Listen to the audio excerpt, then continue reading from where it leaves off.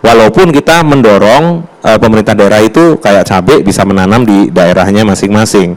Jadi kerjasama antar daerah itu juga Bu Menteri Keuangan sudah membeli insentif fiskal 1 triliun loh. 1 triliun untuk beberapa pemerintah daerah yang memang bisa mengendalikan inflasi. Itu bisa dipakai. Kemudian ada BTT, ya itu juga bisa dipakai.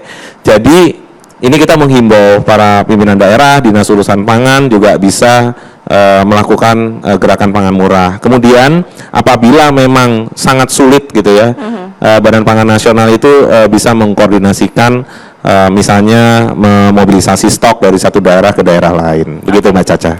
Pak Mansuri, boleh dong ditambahi, karena kan Mendagri juga mengatakan boleh dong pedagang-pedagang besar itu colek-colek lah kalau bisa untuk harga bisa turun atau mungkin gerakan pangan murah, seperti apa? Begini Mbak Caca, kita harus akui bahwa pemerintah ini lemah pada pemetaan wilayah produksi.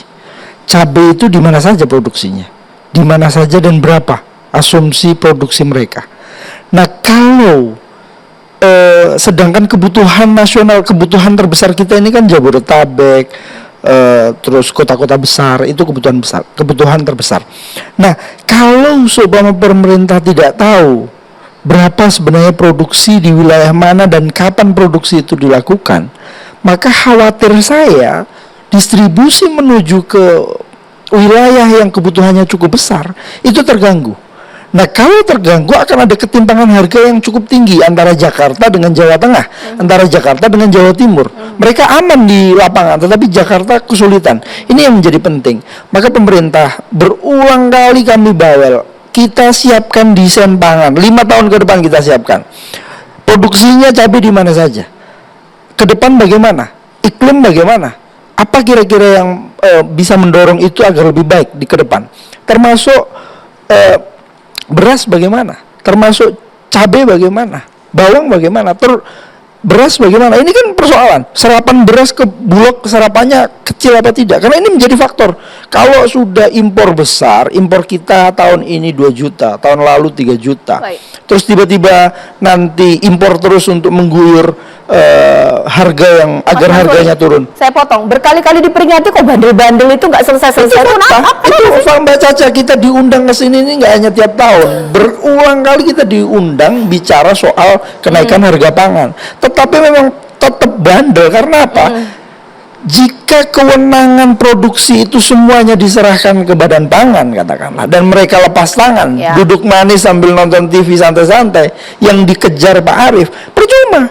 Karena apa? Mereka nggak mau duduk menyelesaikan persoalan ke depan. Kementerian Pertanian harus datang jelaskan, tidak angin surga yang dihembuskan, tetapi fakta yang akan dikerjakan, itu penting. Maka ini kami minta kepada Bapak Presiden harus pimpin, benar-benar dijaga, dikawal bagaimana tahapan demi tahapannya, dan ini tidak hanya jangka pendek, jangka panjang juga harus dipikirkan.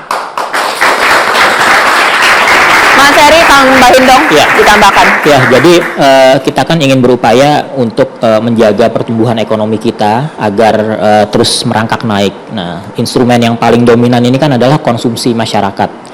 Faktornya adalah daya beli.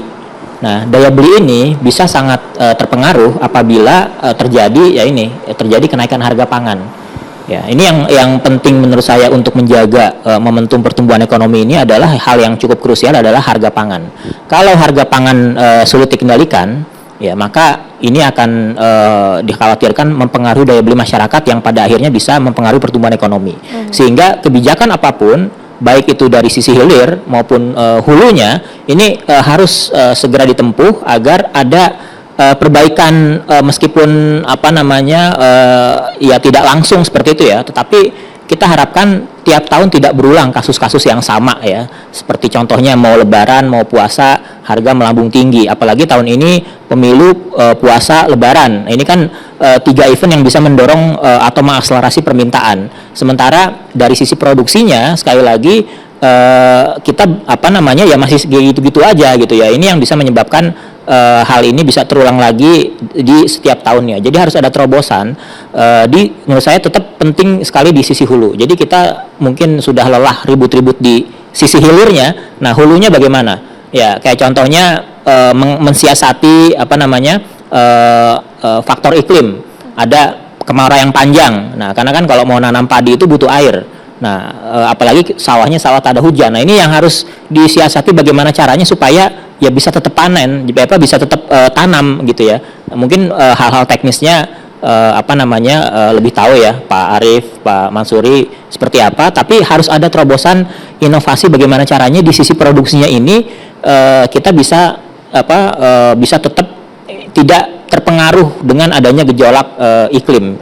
Ya, karena sampai kapan kita akan nyalahin faktor iklim gitu ya, terus-terusan ya nggak akan selesai gitu. Jadi harus ada terobosan di sisi hulunya. Tadi betul sekali sudah disampaikan Pak Arief, sangat lengkap mulai dari lahan, kemudian input produksinya sampai distribusinya seperti apa. Ini yang menurut saya penting diurai